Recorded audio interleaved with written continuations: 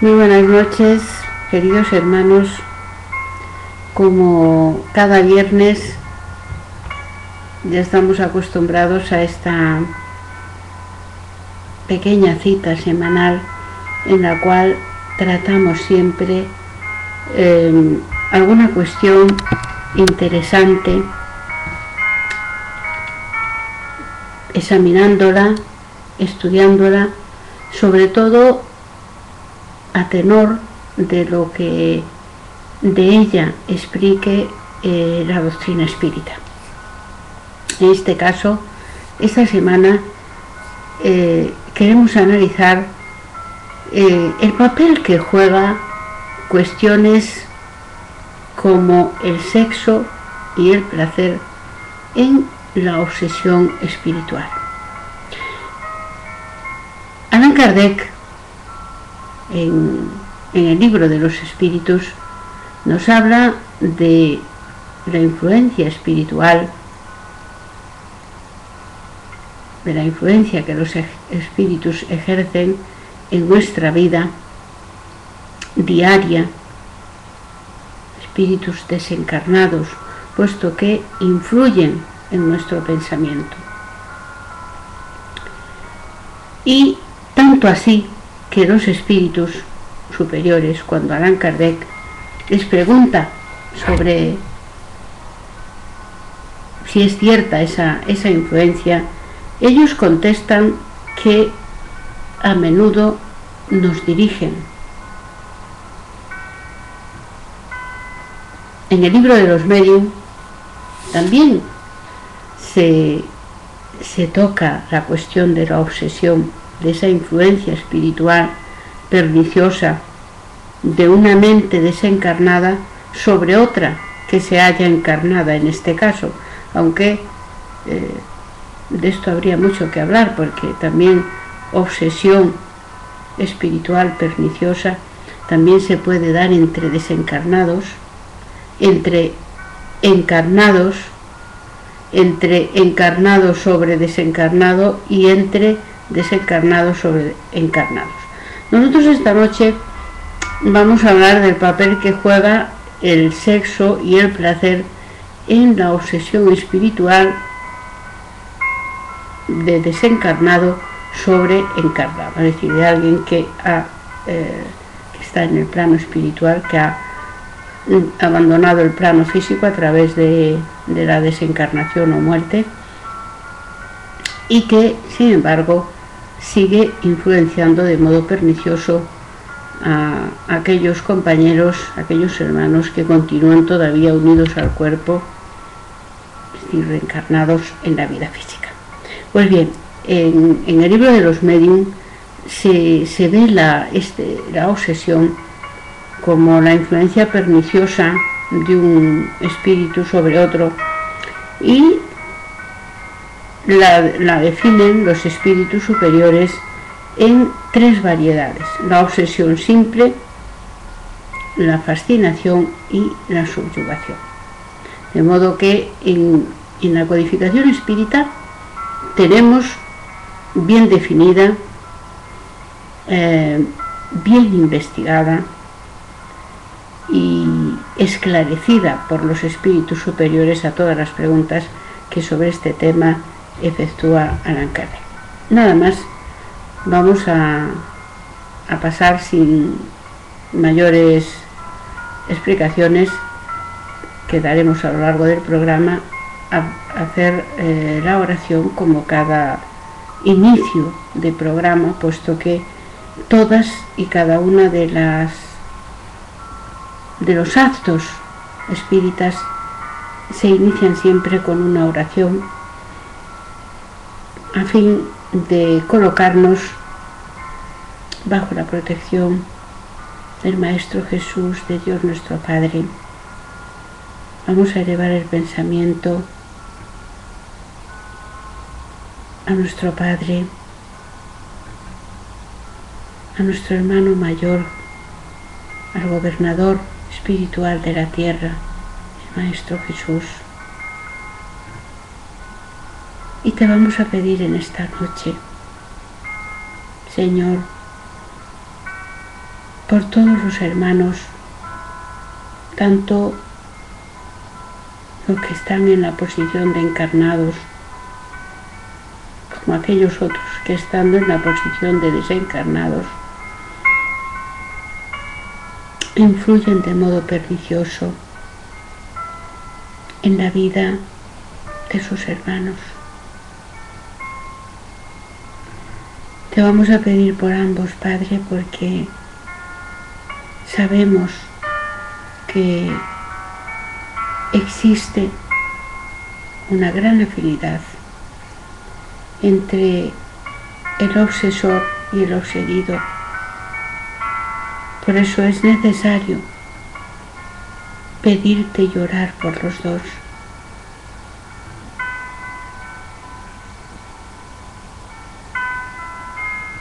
También te vamos a dar gracias, Padre, porque permites que a través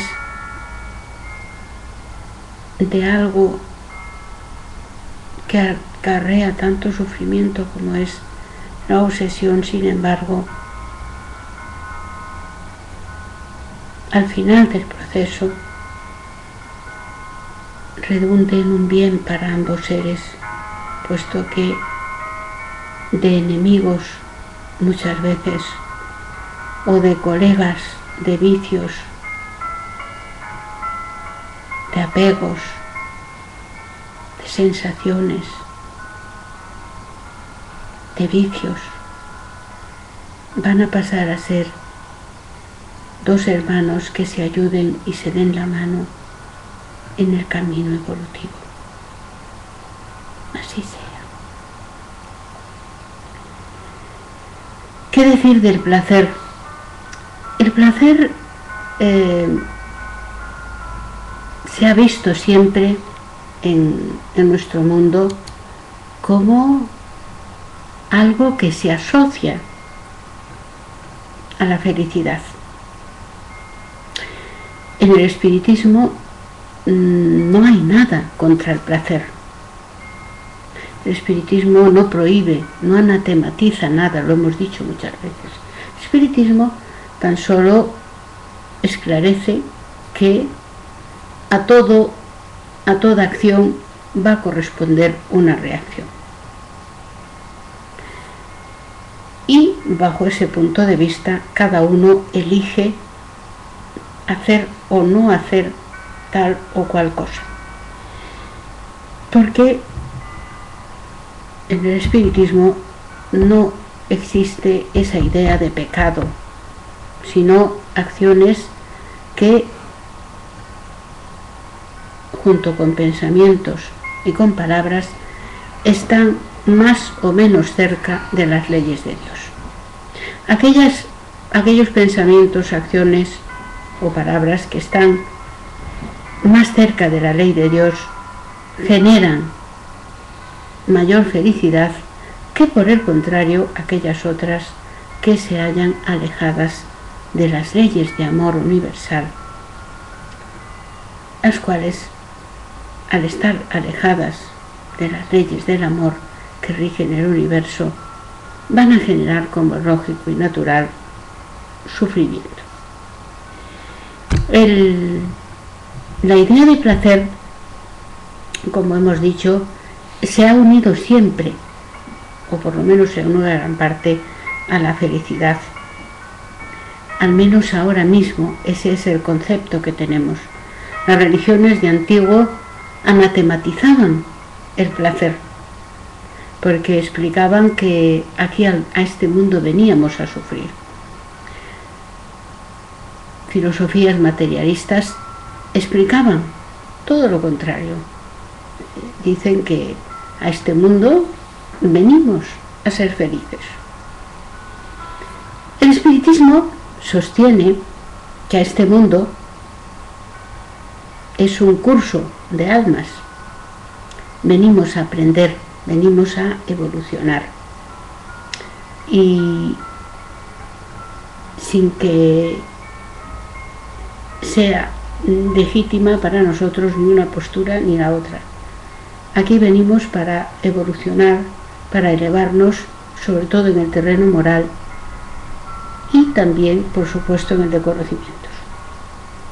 Por lo tanto, esas exageraciones muchas veces han dado lugar a que el ser humano se extravíe.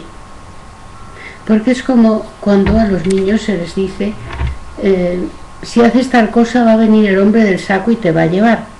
El niño un día se envalentona, lo hace, ve que el hombre del saco no vino y dice, uff, me han mentido en esto, me han mentido en todo. Y entonces pasa a dejar de cumplir las reglas, todas por sistema. Un poco así nos ocurre al ser humano. Cuando nos exageran con penas, con castigos eternos, los posibles errores o los posibles abusos que podamos cometer en la vida, lo que ocurre es que cuando ese ser ve que eso no es así, se convierte en un absoluto transgresor de todo y de todos. Vamos, por lo tanto, esta noche a analizar un poco el papel del placer y del sexo en la obsesión. El placer está en nuestro propio cerebro. En nuestro cerebro, amados hermanos, existe una parte de nuestro cerebro que está dedicada para aquellas sensaciones placenteras. Principalmente es el sistema límbico y está dedicado a, como digo,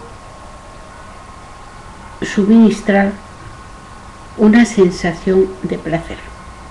Luego, el placer en sí no es malo, puesto que Dios, cuando creó nuestro cerebro, creó una parte que se dedica a la gestión del placer, por así decirlo a grandes rasgos, y para no entrar en terrenos médicos que desconocemos.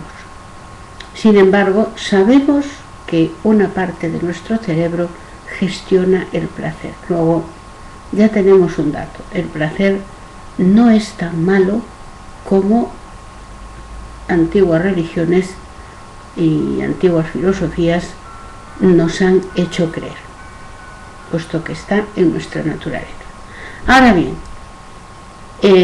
la cuestión es que cuando abusamos de esa sensación de placer, se produce una excitación permanente que genera que elementos químicos de nuestro cerebro se segreguen y hagan con que la cuota de placer venga a ser para nosotros cada vez menor y necesitemos un mayor estímulo. Y ahí ya hemos caído en el exagero, en el abuso y por tanto en una dependencia. Ahí viene el mal. Las drogas, por ejemplo, las drogas que están prohibidas y aquellas otras que están permitidas por las distintas legislaciones de los países, precisamente actúan sobre estos centros de placer y lo que producen es una sobreexcitación, con lo cual el grado de placer va a ser cada vez menor y vamos a necesitar un mayor estímulo para que el placer aumente. Ahí, como digo, vemos que la cuestión es de uso y abuso. El placer, siempre que rodeado y revestido del amor universal, no es malo. Nosotros podemos hallar placer no solo en las cuestiones del sexo y en las cuestiones puramente sensoriales, podemos hallar placer en pintar un cuadro,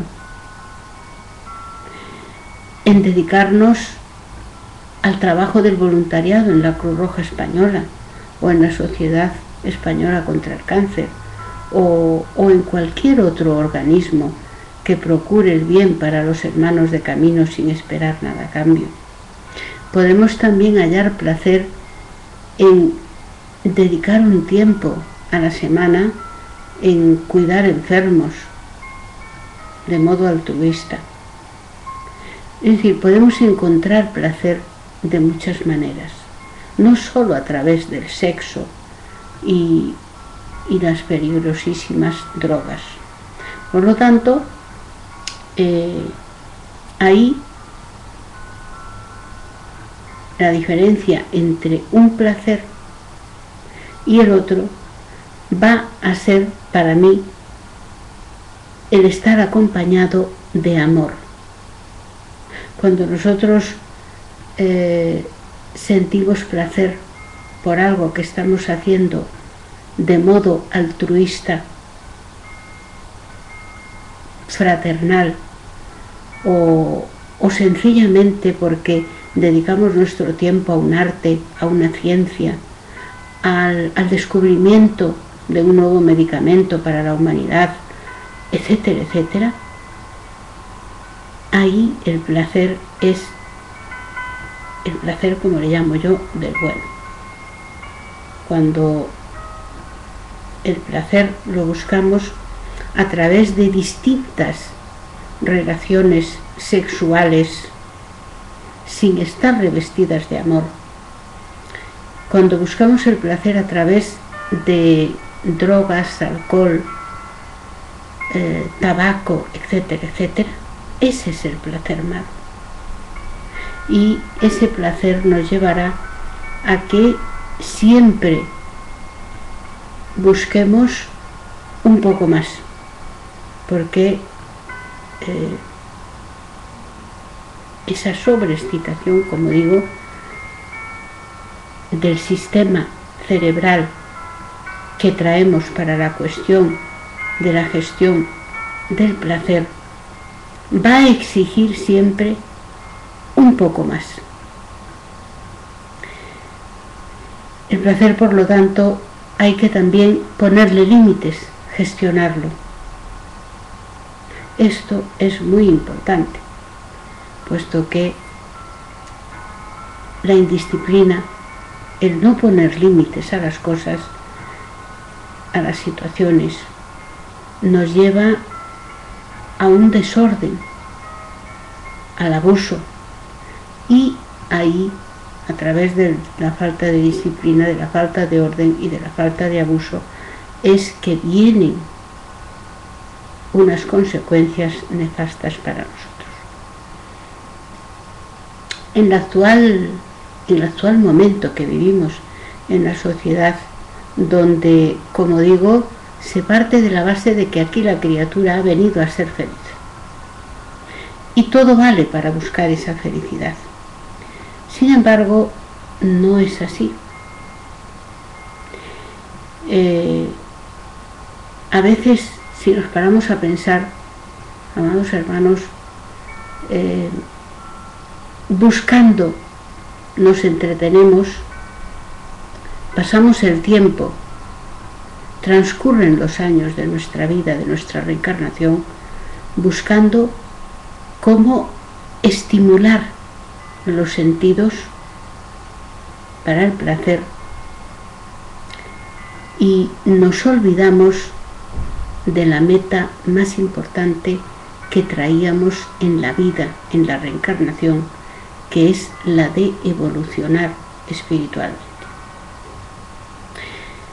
El problema del placer, mal entendido, es que busca estímulos externos, y en esa búsqueda de estímulos externos uno se olvida de su interior, del espíritu que llevamos dentro.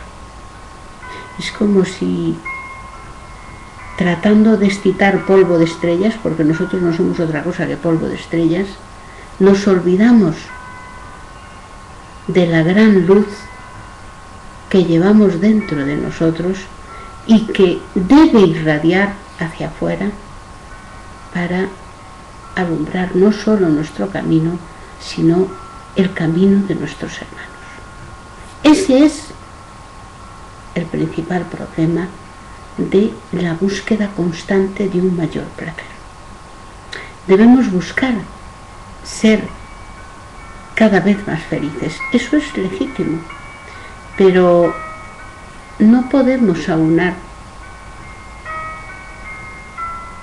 y poner como sinónimo placer y felicidad. No son la misma cosa. La felicidad, como nos indican los espíritas en la codificación espírita, principalmente en el Evangelio según el espiritismo, todavía no es de este mundo. Esta reencarnación, esta vida, todas las vidas físicas, es una preparación para llegar a esa felicidad que encontraremos solo en nuestra unión con Dios. Y por supuesto, esos placeres vanos, superficiales, tribales, basados en el sexo por el sexo, en las bebidas, en el alcohol, en las compras, etc., en la comida exagerada, etc., nos llevan a alejarnos de lo espiritual, nos llevan a alejarnos de Dios. Por lo tanto, nos están haciendo perder el tiempo. ¿Qué relación hay entre el placer y la obsesión? Muy grande. En la codificación espírita, los espíritus superiores explican a Allan Kardec que todos somos médicos. Absolutamente todos. Todos podemos sentir de algún modo el mundo espiritual. Por lo tanto, no hay nadie que no tenga a su lado espíritus desencarnados. ¿Pero a quién vamos a tener? Pues aquellos espíritus con los que nosotros tenemos una afinidad de pensamiento, de palabra y de acciones. Por ello, si practicamos el sexo por el sexo, ¿qué espíritus tendremos a nuestro lado? Los espíritus que en su vida, cuando estaban reencarnados, practicaron también el sexo por el sexo. Fueron arrancados de repente del cuerpo físico y fueron apartados bruscamente de todo ese mundo de sensaciones de los sentidos a los que se dedicaban en cuerpo y alma. Por lo tanto, ellos están en el mundo espiritual buscando seguir disfrutar de esas sensaciones de los sentidos que disfrutaron en vida. Por lo tanto, vamos a estar unidos a esos seres. Y, como por así decirlo, aunque hay muchos autores espirituales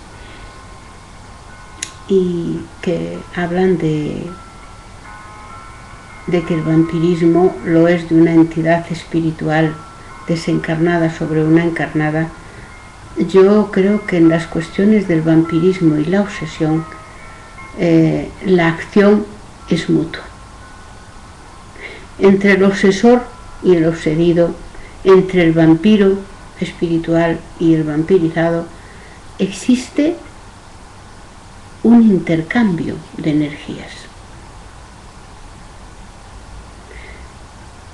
Ambos se equilibran mutuamente.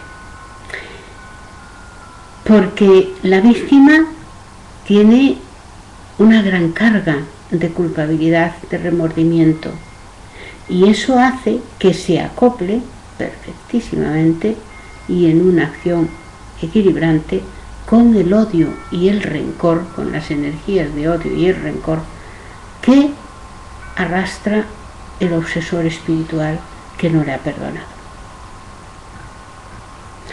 Entre el vampiro espiritual que absorbe ectoplasma, energía, al reencarnado, existe un intercambio de energías, también. En cuestiones de infidelidad, en el terreno de las parejas son dos. Si somos tres, ya es un trío. Entonces, el miembro A de la pareja intercambia energías de sexo con el miembro B. El miembro B, por su vez, intercambia energías de sexo con el C. Pero es que entre A y C, aunque no hay un contacto físico, se intercambian energías por medio de B. Y el resultado nunca va a ser bueno. ¿Por qué? Porque estamos intercambiando energías desequilibradas. Energías desequilibradas por cuanto no están revestidas por la ley del amor que rige el universo. Por lo tanto, va a llevar a esos tres seres hacia la sombra, hacia las tinieblas, y nunca hacia la luz. Esto ocurre con cualquier tipo de placer cuando exento, cuando alejado de las leyes de amor universal. Debemos poner límite a las cosas, queridos hermanos. También el placer tiene límites. Nosotros no podemos comer todo lo que queremos, podemos beber todo lo que queremos, ni podemos decir todo lo que pensamos. Porque en el terreno del sexo, en el terreno de la bebida, de las drogas, de los excesos de comida, de los excesos de egoísmo, de vanidad, de orgullo, tendría que ser de otra manera. También tenemos que poner límites. Y en esto me gustaría recordaros aquella famosísima frase del instructor André Luiz, que le dice: debemos buscar siempre la verdad antes de que la verdad no se encuentre. Porque es verdad que cuando la verdad no se encuentre, vamos a pasarlo, por así decirlo, no bien. Por eso, ¿qué quiere decir que debemos buscar la verdad? Debemos buscar conocernos a nosotros mismos, saber dónde fallamos, cuáles son nuestras inferioridades y ponerle remedio en tiempo, porque si no se lo ponemos, la vida, las leyes del Eterno se lo pondrán, puesto que las leyes de Dios, las leyes naturales, son eternas e inmutables y están para reequilibrar todo aquello que en virtud de nuestro libre arbitrio desequilibramos. Por lo tanto, los abusos de las distintas sensaciones, de los sentidos, del placer, van a traer un desequilibrio que tendrá que ser antes o después corregido. Por eso vemos ahí la gran relación que hay entre los abusos en el placer de los sentidos y la influencia de las entidades espirituales perniciosas u obsesores. Con respecto al sexo, tenemos que decir la misma cosa. El sexo no ha sido creado por Dios para que sea solo fuente de placer y de diversión. Porque cuando el sexo no va acompañado del amor, lo que ocurre en nuestro cerebro, y esto es una cuestión de la que podéis informaros leyendo sobre tratados sobre el cerebro, sobre psiquiatría, podéis informaros de esto que os estoy diciendo. Esto no es apenas una cuestión mística ni religiosa, es una cuestión científica. Cuando sobreexcitamos nuestro cerebro continuamente con sensaciones, con estímulos, como digo, el cerebro siempre nos va a pedir luego una cuota mayor de excitación para sentir placer.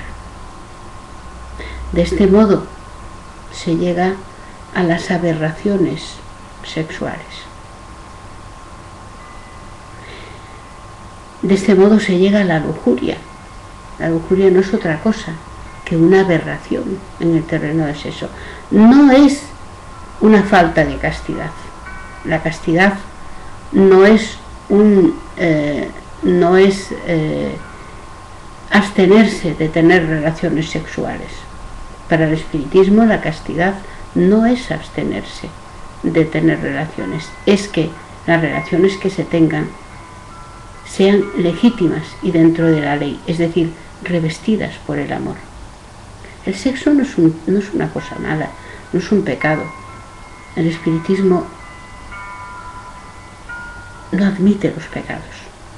Admite que pensamientos, palabras y acciones van a desencadenar para nosotros mismos una reacción. Y esa reacción será buena o mala si nosotros hemos usado bien o mal de nuestro libre arbitrio. Entonces, las cuestiones del sexo ocurre como con el placer. No ha sido solo creado para tener sensaciones placenteras, ni tampoco ha sido solo creado por Dios nuestro Padre para procrear. Las fuerzas genésicas, la energía genésica, es una energía creadora. Y además de utilizarla para el sexo, revestido del amor, podemos utilizarla para muchas otras actividades, como nuestro trabajo, dedicándonos a nuestra vocación, en el arte, en la ciencia, en nuestra dedicación a una causa, a unos ideales políticos, religiosos, etcétera, etcétera. Eso también es un empleo de las energías creadoras. En este punto tenemos que tener muchísimo cuidado y ser responsables y ser conscientes de cómo empleamos las energías creadoras, porque la mayor parte de las enfermedades mentales derivan de una mala utilización de las energías creadoras, de las energías del sexo, viciándolo y usándolo nada más como un objeto de placer. Hay un libro cuya lectura yo casi siempre aconsejo porque a mí me encanta, a mí me aclaró muchísimos temas en el terreno de las enfermedades mentales, de las depresiones, etcétera, etcétera. Y es el libro En un mundo mayor, que psicografió Chico, y está dictado por André Ruiz, ese médico del mundo espiritual. Ahí vienen una aclaración tremenda sobre el origen de la mayor parte de las enfermedades mentales. También hay otro libro cuya lectura yo aconsejo, de autoría del doctor Becerra de Meneses, el médico de los pobres, que se llama La locura bajo un nuevo prisma. Yo no sé si está traducido al castellano, la verdad no lo sé. Yo, como los libros espíritas, los leo en portugués porque mi lengua materna es el gallego y me entiendo muchísimo mejor, llega a mí mucho más puro el mensaje de los espíritus en mi lengua materna que, como es lógico, en castellano, que es una lengua que me fue impuesta por cuestiones políticas y gubernativas, que no me estorba, porque cuantas más lenguas sabemos, cuantos más idiomas sabemos, pues mejor para nosotros, más riqueza tenemos de lenguaje y más capacidad incluso para aprender más. Esto está hasta demostrado pedagógicamente, pero me expreso mejor y me entiendo mejor en mi lengua vernácula, en mi lengua materna, que es el gallego. Y tenemos que recordar que hasta relativamente el medievo ambos idiomas caminaron juntos. De hecho, las cantigas de Alfonso X el Sabio están escritas en galaico-portugués, que era el idioma que había en Galicia y en Portugal. Por lo tanto, tenéis que comprender que yo me entienda perfectamente en portugués, además teniendo en cuenta que yo no soy nacida en la capital de Lugo, ni en Coruña, ni en Orense, ni en Pontevedra, no. Yo soy de una aldea perdida allí en el municipio de Becerreá, y esos lugares así perdidos en el mapa pues dan lugar precisamente a que se conserven en el terreno idiomático giros y palabras que en otros sitios donde hay un flujo mayor de personas se pierden, como es lógico y natural. Pues ese libro, La locura bajo un nuevo prisma, el título original es La locura sobre un nuevo prisma, es del doctor Becerra de Meneses, del doctor de los pobres, el médico de los pobres, y ahí nos da idea de cómo las cuestiones en el terreno del sexo, los abusos del sexo por el sexo, nos une precisamente a entidades desencarnadas que fueron arrancadas del cuerpo físico y arrancados del cuerpo físico, y ya no han podido hacer más sexo por el sexo, y entonces se valen de los encarnados, a los que se nos envuelven como si fuesen lianas, para poder absorber las sustancias, los efluvios que emanan de dos cuerpos que están unidos practicando sexo. La cuestión de la práctica del sexo va mucho más allá de la cuestión física. Entre dos personas que hay una unión sexual, aunque sea momentánea y espontánea, hay un intercambio energético que sigue habiéndolo durante mucho tiempo, y a veces reclama muchas vidas para organizar y santificar esa unión clandestina, en el sentido de que ha sido practicado el sexo sin el amor. Por lo tanto, es clandestina porque no está revestida de las leyes de amor que rigen el universo. Por eso le llamo una cuestión clandestina. Yo me acuerdo siempre, muchísimas veces, de aquella reflexión que hace Manuel en el libro de nuestro hogar, cuando se pregunta que cuántos siglos son necesarios para reparar un solo instante de error. Otro ejemplo, libros de André Luiz.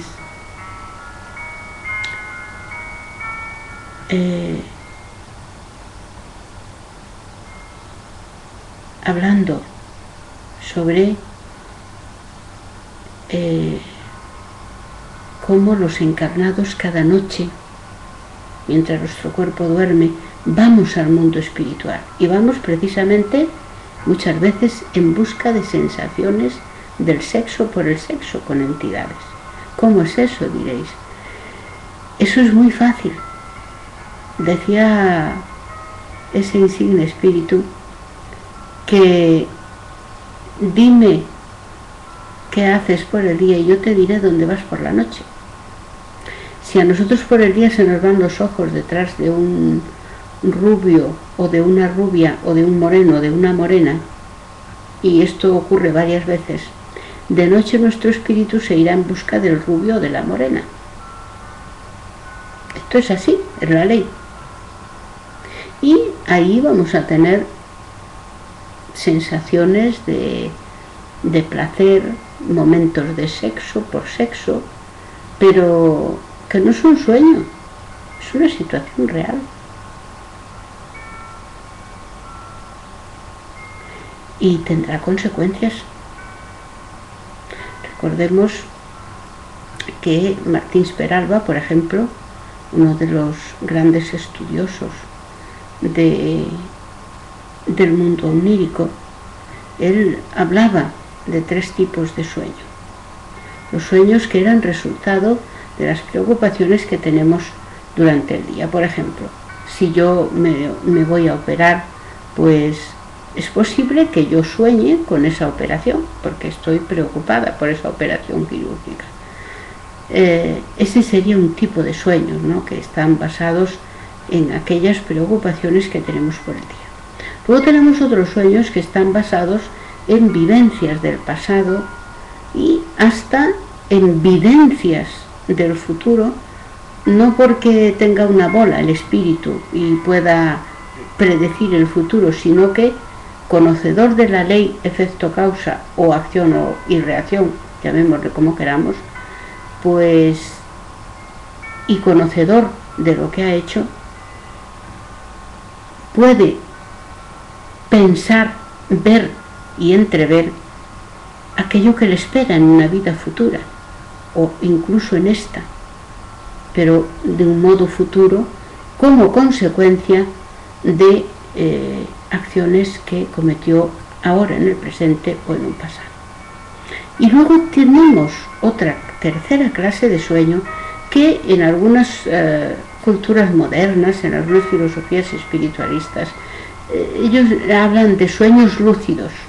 ¿Por qué les llaman sueños lúcidos? Les llaman sueños lúcidos porque la persona se da cuenta de que es una realidad, de que no es una ficción, de que esa persona sabía que estaba durmiendo, que su cuerpo estaba durmiendo, pero sin embargo su espíritu estaba libre y practicando lo que quiera que fuese.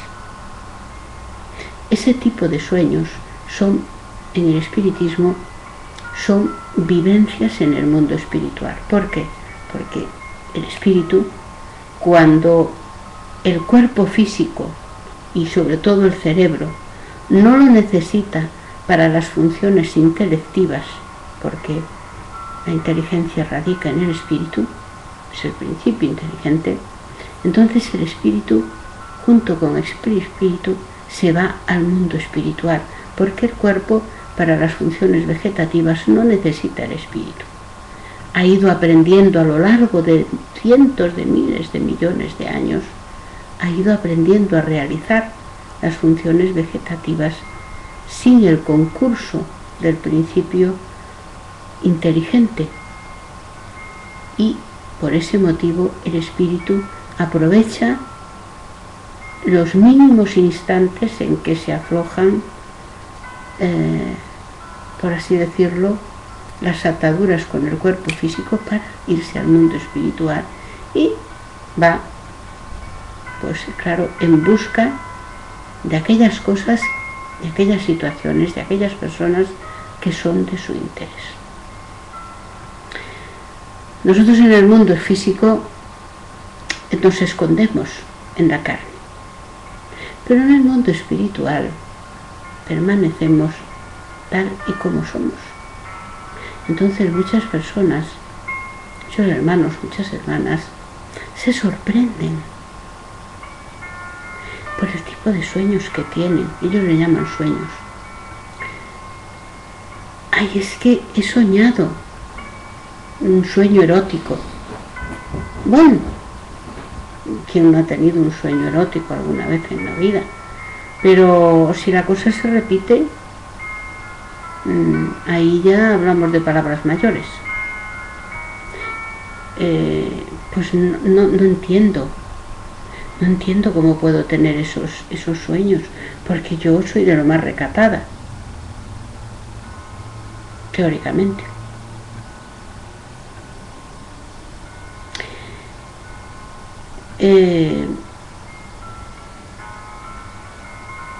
La castidad, insistimos, que quede bien claro que no somos más castos porque nos abstengamos de prácticas sexuales, sino porque el casto, la casta, las prácticas sexuales están basadas en el amor, en el afecto mutuo. Eso es una relación casta. Dos personas, hay matrimonios castos y ojalá lo fueran todos, es decir, sus relaciones sexuales están basadas sobre todo en el afecto, en el amor, en el respeto. Eso es un matrimonio o una pareja casta. Y nosotros hemos conocido personas que creían que eran castas porque no tenían relaciones sexuales, pero resulta que luego nos hemos enterado de prácticas sadomasoquistas en la oscuridad, en la invigilancia. La castidad no es abstenerse de relaciones sexuales, sino que las que se practiquen estén amparadas por la legitimidad que da el amor, el afecto, el respeto, la comprensión y el cariño entre esos seres. Eso sí es castidad. Pero cuando nosotros por el día nuestras relaciones no están revestidas de la santa castidad, entonces ocurre que por la noche nuestro espíritu va a buscar también relaciones faltas de castidad. De modo que no tenemos que rasgarnos las vestiduras, no tenemos que extrañarnos y debemos de investigar y conocernos un poco más y ver qué ventanas estoy abriendo de mi moralidad para que esto esté ocurriendo. Los sueños nos advierten muchas veces, sirven para advertirnos de que estamos siguiendo caminos inciertos, caminos tenebrosos, y muchas veces permiten, nuestros guías espirituales permiten que esos sueños los recordemos para que cambiemos, para que demos un cambio a nuestro rumbo de vida. En uno de los libros de André Luiz, que dicta Chico, encontramos a uno de sus personajes, uno de esos tres estudiantes que iba al mundo espiritual a realizar cursos y clases de aprendizaje y no llegan a tiempo, y entonces lo van a buscar. El instructor envía a buscar a esas dos personas que faltan, y uno de ellos, uno de los hermanos, lo encuentra mezclado en una relación sexual en espíritu con varias entidades femeninas desencarnadas, horrorosas.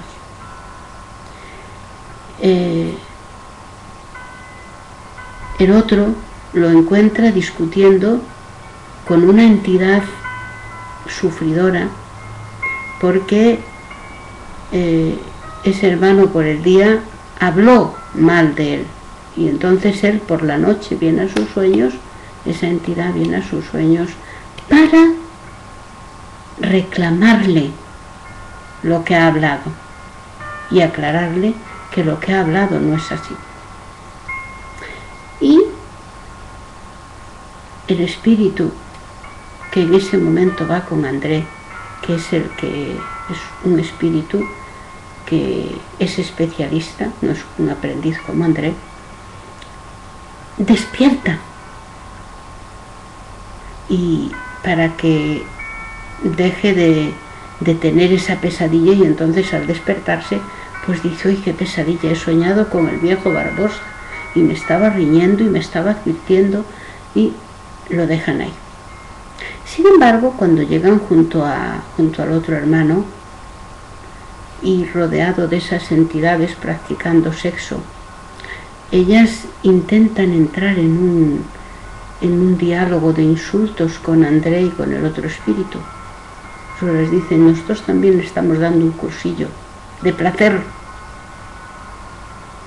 Y André pues quería contestar, y el espíritu le dice, el espíritu encargado de esos trabajos, espíritu especialista, le dice: cuidado, André, mantengámonos vigilantes y en oración, porque cualquier entrar a conversar con estas entidades puede significar siglos de retraso nuestro. Entonces se mantienen vigilantes y en oración.